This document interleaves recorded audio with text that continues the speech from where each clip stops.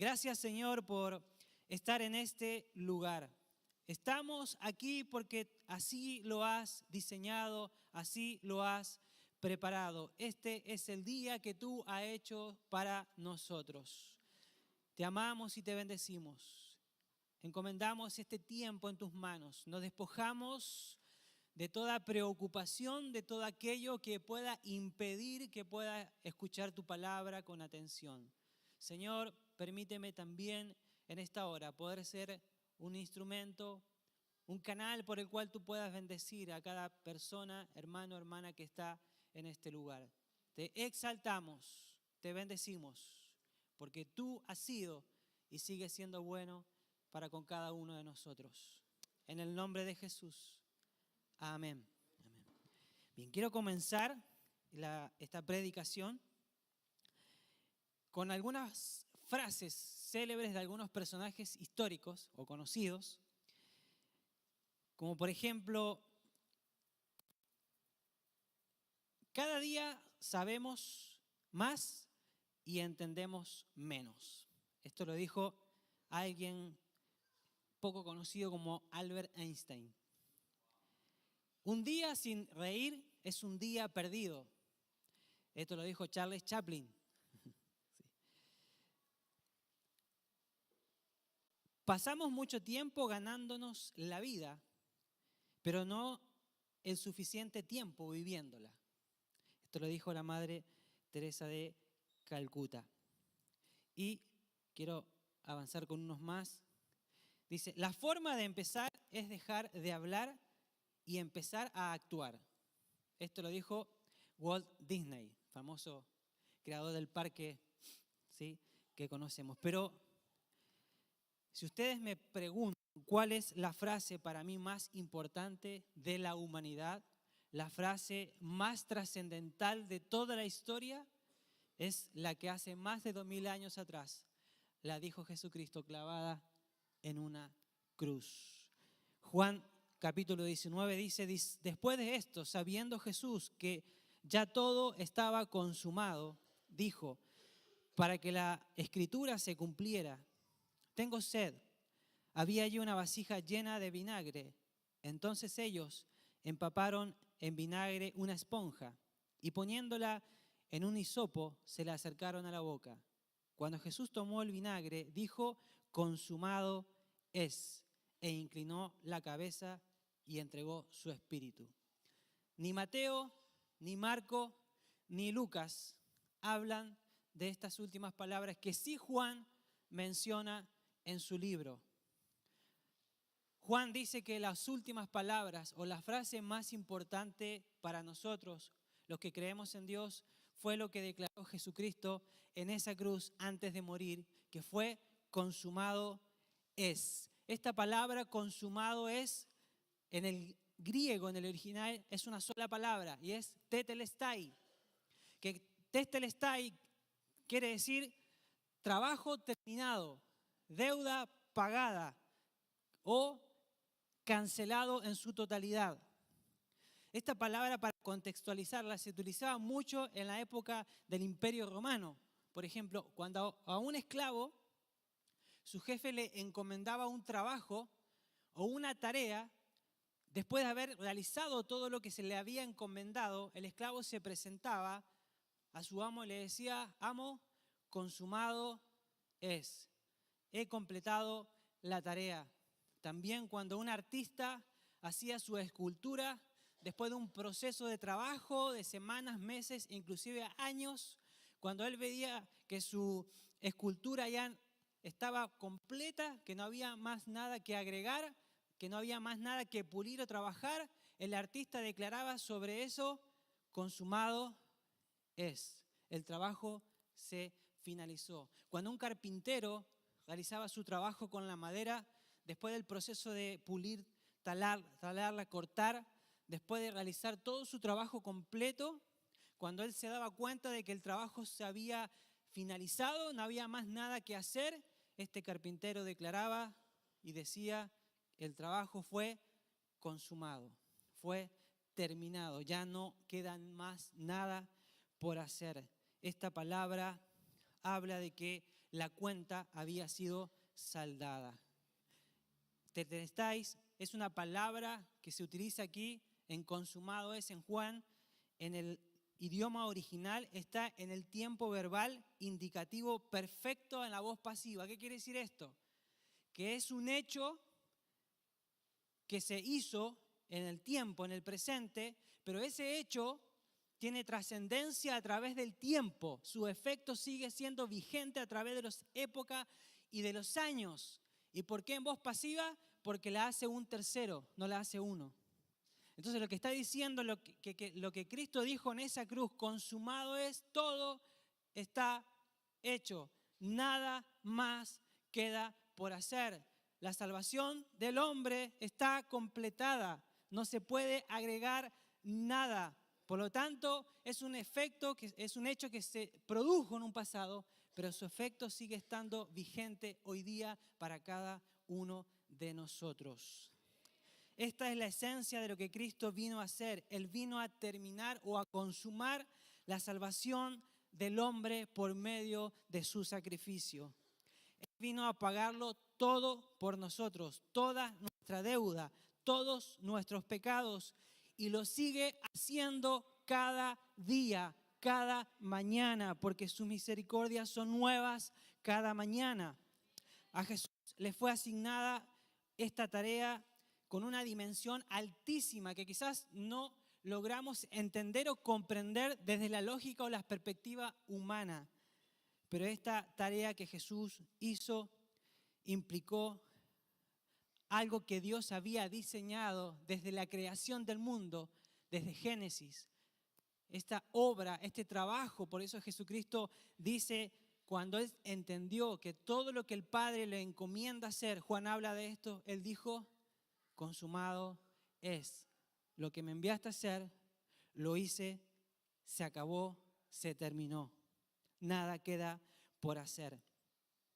Spurgeon, el príncipe de los predicadores, a los 17 años comienza a predicar este gran predicador y en la actualidad se siguen ¿sí? imprimiendo sus mensajes. Él decía que Tetelestai es una gota de tinta en un océano de significado. Tetelestai es una palabra profunda con muchos significados para nosotros. Alguien dijo que esta palabra es la palabra más grande que el hombre más grande haya pronunciado en el día más grande. En esencia, Tetelestai significa que Jesús terminó una obra en esa cruz, pero comenzó una nueva obra. La cruz fue el fin de algo, el comienzo de algo. Fue el fin de la era de la ley y el comienzo de la era de la gracia. Fue el fin de los sacrificios que se habían ofrecido en el templo todos los días, pero el comienzo de una nueva era de gracia bajo la dirección del Espíritu Santo en la base de la cruz de Cristo. Fue el fin, el cese de los sacrificios. El sacrificio de Cristo fue suficiente una sola vez y para siempre. Colosenses nos va a ayudar a entender los beneficios de esta declaración de consumado es. Si quiere lo puede buscar, Colosenses capítulo 2. Vamos a leer del versículo 11 hasta el 15. Lo voy a leer en la versión NTV. Colosenses capítulo 2, del verso 11 al 15. Y dice así la palabra del Señor. Cuando ustedes llegaron a Cristo, fueron circuncidados, pero no mediante un procedimiento corporal. Cristo llevó a cabo una circuncisión espiritual, es decir, les quitó la naturaleza pecaminosa. Pues ustedes fueron sepultados con Cristo cuando se bautizaron, y con Él también fueron resucitados para vivir una vida nueva, debido a que confiaron en el gran poder de Dios, quien levantó a Cristo de los muertos. Versículo 13. Ustedes estaban muertos a causa de sus pecados y porque aún no les habían quitado la naturaleza pecaminosa. Entonces, Dios les dio vida con Cristo al perdonar todos nuestros pecados. Él anuló el acta con los cargos que había contra nosotros y la eliminó clavándola en la cruz. De esta manera desarmó a los gobernantes y a las autoridades espirituales, los avergonzó públicamente con su victoria sobre ellos en la cruz. Colosenses nos muestra los beneficios de esta declaración de Jesús, de tetelestai, consumado es. Lo primero que Colosenses nos enseña, uno de los beneficios que nos da la declaración de Jesús es que Él nos dio vida. Dice, Él nos dio vida juntamente con Él, cuando nosotros estábamos muertos por causa de nuestros delitos, por causa de nuestros pecados. La Biblia declara, no hay un justo. El hombre por sus propias fuerzas, el hombre por lo que él pueda llegar a ser, no podía obtener el perdón de sus pecados. Era incapaz de satisfacer la justicia de Dios. Era capaz de cumplir la ley establecida por Dios desde el punto de vista moral o ceremonial. No podía, no cumplía con ninguno de ellos. Efesios 2 dice, pero Dios, que es tan rico en misericordia, y nos amó tanto que a pesar de que estábamos muertos por causa de nuestros pecados, dice, nos dio vida cuando levantó a Cristo de los muertos. Dice, por gracia sois salvos por medio de la fe. Dos ingredientes que producen la vida en el hombre del ser humano. Sin estos dos ingredientes, el hombre no puede ser perdonado. La Biblia dice aquí en Efesios, gracia y misericordia.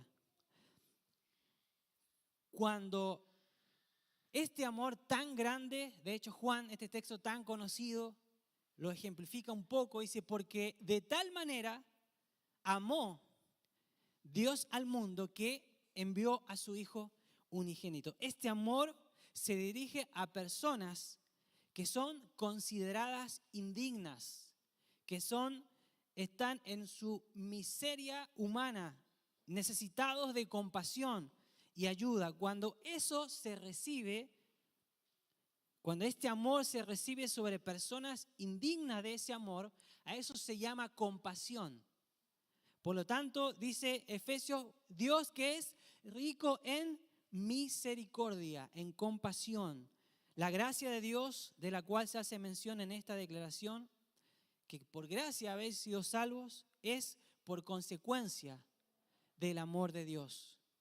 Es decir, el regalo, la gracia que el Señor nos da, no es por nuestros propios méritos, no es porque yo lo merecía, simplemente es porque Dios decidió amarnos, porque Dios decidió tener misericordia de cada uno de nosotros. Por eso Pablo dice, por gracia soy salvo, no por obras, para que nadie se gloríe. Y él decía, si en algo tengo que gloriarme en la cruz de Cristo. La misericordia se compadece, pero la gracia perdona. Pero aún más, no tan solo perdona, sino que la gracia también salva y produce vida sobre nuestros corazones, quitando la condenación, quitando la culpabilidad y trayéndonos a una vida eterna, una vida de bendición. La expresión indica claramente que la base de nuestra salvación no descansa en nosotros, sino en Dios. Fue por la riqueza de su misericordia, por la grandeza de su amor y el maravilloso carácter de su gracia que el Señor nos dio vida cuando estábamos muertos por nuestros pecados. ¿Qué produce el pecado en el hombre? Romanos 6:23, este texto que a veces se enseña en la escuela dominical, ¿sí? A los niños dice, porque la paga del pecado es muerte, mas la dádiva de Dios es vida eterna. ¿En dónde? En Cristo Jesús, por medio de la cruz de Cristo. La palabra muerte implica sin vida. Nosotros, antes de conocer al Señor, estábamos muertos, no físicamente, Estábamos muertos espiritualmente. Teníamos una vida sin propósito, una vida sin sentido. Vivíamos bajo, ¿no es cierto?, el gobierno del pecado, bajo el gobierno de nuestras pasiones, nuestros deseos. El estado del hombre se ha convertido en un castigo. El hombre lejos del Señor lleva una vida perdida, en una vida de condenación, una vida de muerte. ¿Cuál es la paga que genera el pecado? Es la muerte. Pero lo que Dios te da es vida. El pecado no se puede, la muerte no se puede evadir. ¿Por qué? Porque es la paga del pecado. Por lo tanto, es inevitable. Uno lo recibe sin necesidad de reclamarla. De hecho, no se puede evadir la paga del pecado. Es la muerte lejos del Señor. Pero la vida eterna que está en Cristo se ofrece solamente a aquel que desea tener una relación personal con Cristo. Sin una relación con Cristo no hay vida eterna. Primera de Juan capítulo 5 dice, Dios nos ha dado vida eterna y esta vida está en su Hijo. El que tiene al Hijo tiene la vida, pero el que no tiene al Hijo no tiene la vida. Por lo tanto, ¿cómo hacemos entonces si estamos muertos por causa del pecado espiritualmente hablando? ¿Cómo pasamos de nuestra muerte espiritual a vida? Juan dice, ciertamente les aseguro que el que oye mi palabra y cree al que me envió, tiene vida eterna y no será juzgado, sino que ha pasado de muerte a vida. La vida eterna que Jesús ofrece es una realidad que comienza hoy día, pero su resultado se extiende hasta la eternidad. Jesús sostiene que el oír sus palabras y el creer en el sacrificio de Cristo nos otorga vida, es decir, nos produce vida, nos saca de nuestro estado de muerte espiritual. El creer en el sacrificio de Cristo, en aceptarlo, en arrepentirme de mis pecados y reconocer que puedo ser perdonado por lo que Cristo hizo en esa cruz, me da la posibilidad de que yo pueda pasar de tener una vida espiritual muerta a tener una vida espiritual con Cristo. La forma como Dios nos dio vida fue por el medio del sacrificio de Cristo. Lo segundo que otorga esta palabra, lo primero es vida. Lo segundo que nos otorga esta declaración de Jesús es el perdón de nuestros pecados. Efesios 1:7 dice, en quien tenemos redención por su sangre, el perdón de pecados, según, vuelve a aparecer esta palabra aquí, las riquezas de su gracia. Es por Él, porque Él así le ha placido. La muerte de Cristo señala dos verdades, redención y perdón. La redención era el precio que alguien pagaba para poder obtener la libertad de un esclavo. A través de su muerte, Jesús pagó el precio para liberarnos de nuestra esclavitud al pecado. Éramos esclavos del pecado y para ser libres, alguien tenía que pagar ese precio para que nosotros podamos ser perdonados. Y Cristo con su muerte en la cruz pagó el precio por cada uno de nosotros. Y a través de su sacrificio nosotros podemos ser libres, podemos ser y obtener el perdón de nuestros pecados. El pastor Martín hablaba y dio el ejemplo muy interesante de los hongos que salía, ¿sí? En el Antiguo Testamento el perdón se obtenía solamente a través de sacrificios de animales. Y no se borraba el pecado, solamente el Señor pasaba por alto ese pecado. Es como que se hacía la vista gorda, pero el pecado estaba ahí, permanecía. Solamente Jesucristo puede borrar y quitar nuestros pecados. Solamente podemos recibir perdón por medio de la sangre de Cristo derramada en esa cruz por cada uno de nosotros. Por eso el libro de Hebreos habla que sin derramamiento de sangre no puede haber perdón de pecado. Pero bastó un solo sacrificio, perfecto, a través de Jesucristo. Ningún esfuerzo moral ni religioso puede darnos el perdón. El perdón viene solo por la misericordia y el amor de Dios. Sin la gracia de Dios, nadie puede ser salvo. Otros pasajes que nos dan un poquito más de luz con respecto a esta declaración del perdón de nuestros pecados. El Salmo 103:12 dice: cuanto está más lejos el oriente del occidente, así hace alejar de nosotros nuestras transgresiones.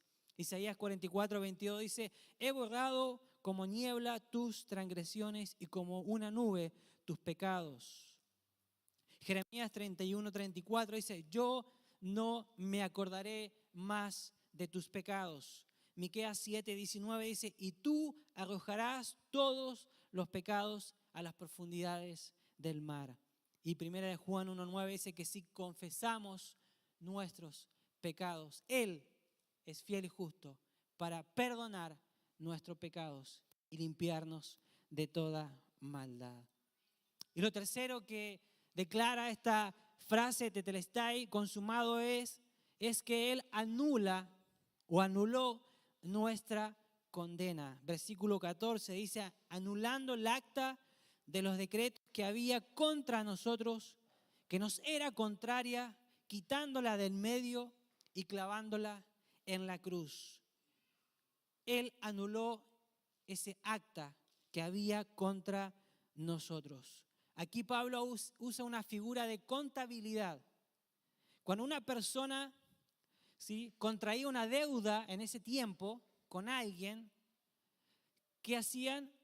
Con su propio puño y letra, la persona deudora firmaba un compromiso o un pagaré de esa deuda. Lo firmaba y se la entregaba al que le estaba debiendo. Y esa persona al que se le debía recibía ese pagaré, y eso era un acusatorio para esa persona. Era un comprobante para que él pudiese reclamar la deuda que esa persona tenía. ¿Por qué?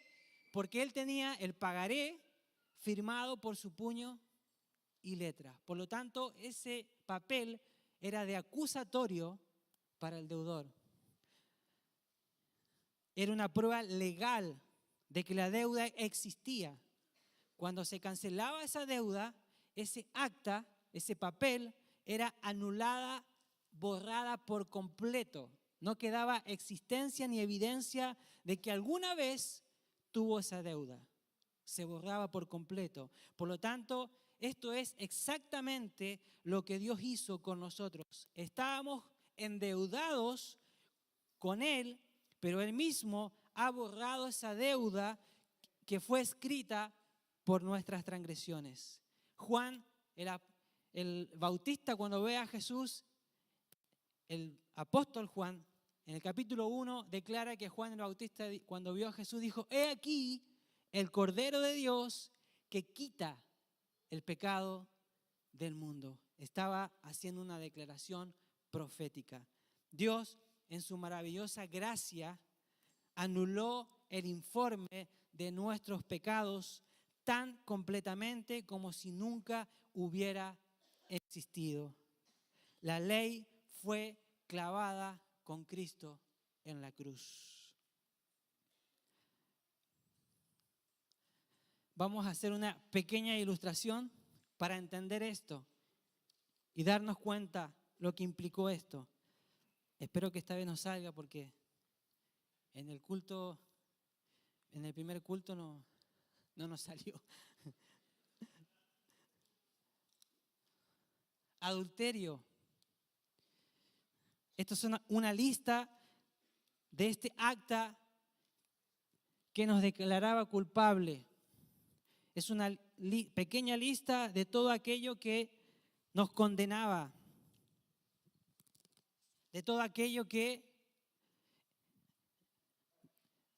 nos declaraba culpable, que nos declaraba con deuda, de todo aquello que nos alejaba de Dios, de todo aquello que producía muerte en nuestras vidas y en nuestros corazones, de todo aquello que nos hacía 100% culpable. Jesús clavó este acta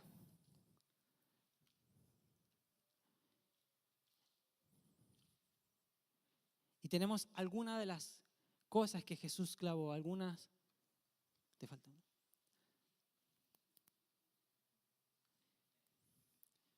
Muchas gracias, David. Un aplauso para David, gracias.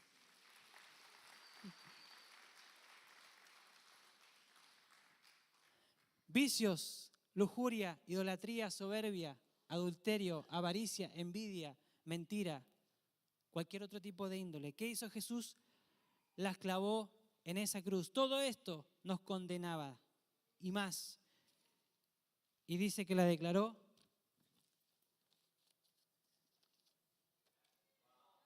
cancelado. La deuda fue cancelada. Consumado es. Tetelestéis. No hay condenación, no hay culpa, porque todo fue pagado. Por lo tanto, él dice también que él levantó este acta y lo cargó a la cuenta de Cristo. Pablo nos lleva hasta la cruz de Cristo. Era costumbre poner en esa cruz a los que morían la causa de su condena. Era algo normal. Y Jesús levantó en la cruz todo aquello que nos condenaba y la clavó en esa cruz, declarando que Él ya había cancelado esa deuda. La idea es que fue un hecho que se realizó en el pasado, pero sus efectos siguen siendo perdurables hasta hoy día. El Salvador fue clavado en la cruz y juntamente con Él fueron clavadas nuestras culpas. Lo que nos condenaban fueron clavadas en esa cruz. Estas fueron crucificadas, pero no fueron resucitadas con Cristo, sino que murieron y dejaron de existir. Fueron borradas nuestra culpa.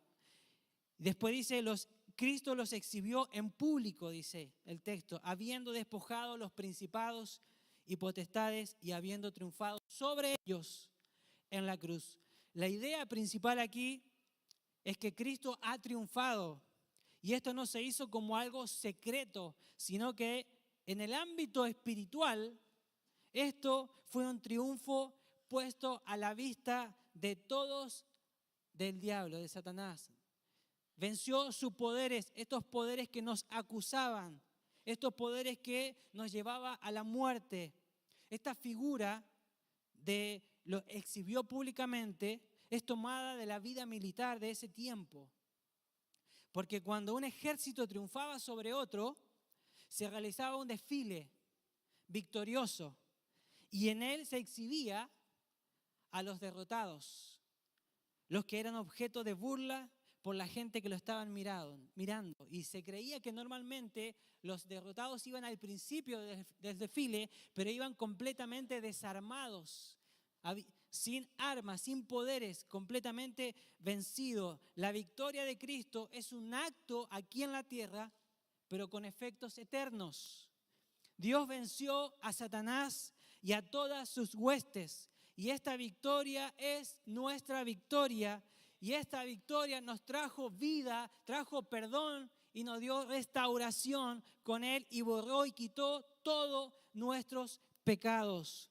De una vez para siempre Jesús quebrantó el poder. Ya Satanás no tiene autoridad, no tiene poder para acusarte, porque Cristo lo venció, lo exhibió y les quitó sus armas, le quitó su poder. Ese poder está en Cristo. Por eso Pablo decía, porque no me avergüenzo del Evangelio, porque es poder de Dios para restauración, para vida, para dar vida en aquello que está muerto. Los expuso a la vergüenza pública y los llevó cautivo en un desfile triunfal en el ámbito espiritual.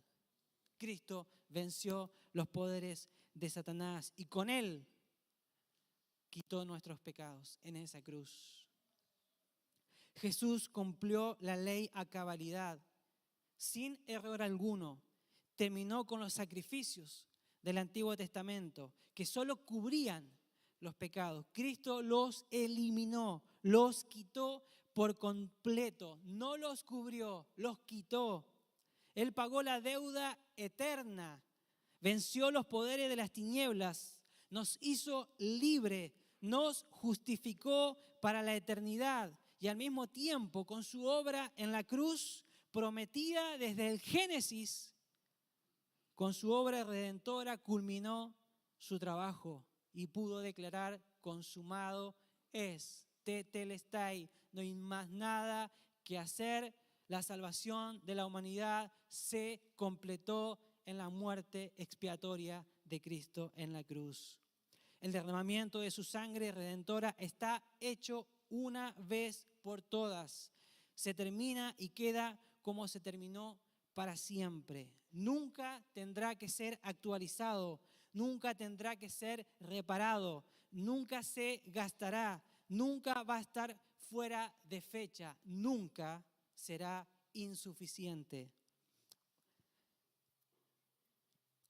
¿Qué debemos hacer para nosotros poder obtener esta vida, obtener el perdón?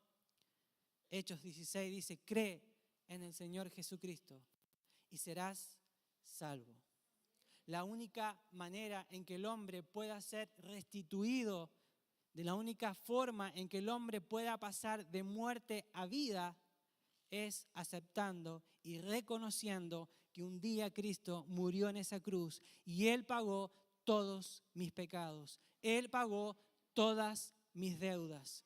Esta declaración, consumado es, algunos historiadores creen que fue el inicio de la Reforma Protestante. ¿Por qué? Porque Lutero, cuando entiende que la salvación es por fe y se da cuenta, y cuando lee que el justo por la fe vivirá, no había indulgencia, no había purgatorio, no había nada que podía darle la salvación al hombre y el perdón de sus pecados. Solo la muerte de Cristo, solo lo que Él declaraba. La salvación es ahora posible. Ya no depende de nuestro esfuerzo, de cuán buenos seamos, de nuestra bondad. El apóstol Pablo decía que si de algo tengo que gloriarme, me gloriaré en la cruz de Cristo, por quien el mundo ha sido crucificado y yo vivo para Él, dice. Solo porque Cristo completó el trabajo, es posible que cualquiera pueda ser salvo hoy día. Ahora tengo que arrepentirme y creer en su sacrificio. Nada más nos puede dar la vida eterna.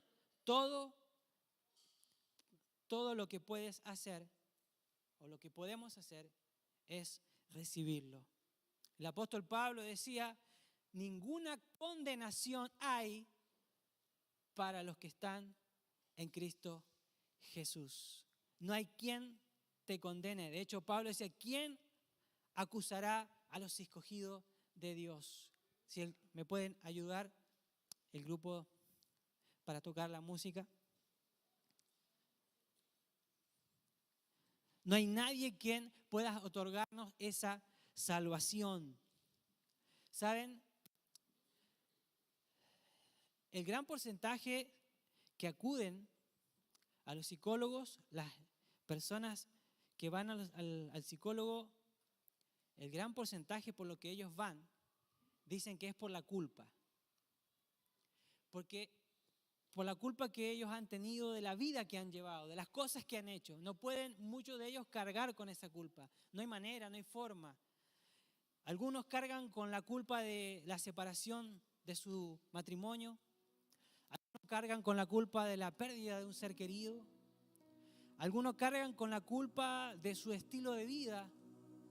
Algunos cargan con la culpa de la vida que han llevado. Porque no pueden vencer, están luchando quizás con el pecado, están luchando con querer agradar a Dios, pero no es por lo que tú puedas hacer. No es por tu esfuerzo, es por lo que Cristo pueda darte, es por lo que Cristo pueda ofrecerte. No puedo decirte o darte la solución para esa culpa que quizás pueda estar agobiando tu vida, que quizás pueda estar entristeciendo tu corazón. Estás quizás cargando con una culpa por mucho tiempo, por muchos años. No puedo darte la solución. Lo único que te puedo decir es que con esa culpa, lo único que tenemos que hacer es mirar la cruz de Cristo y rendirme a sus pies y decirle: Señor, me arrepiento, te pido perdón, borra, llévate mi culpa, te acepto, reconozco que tomaste ese lugar en la cruz por mí, moriste por mis pecados, yo nada puedo hacer para obtenerla, nada, ninguno de nosotros podía hacerlo, ninguno. Solamente nos queda arrepentirnos y creer y aceptar ese sacrificio y aferrarla con todo nuestro corazón y creer en lo que Cristo hizo.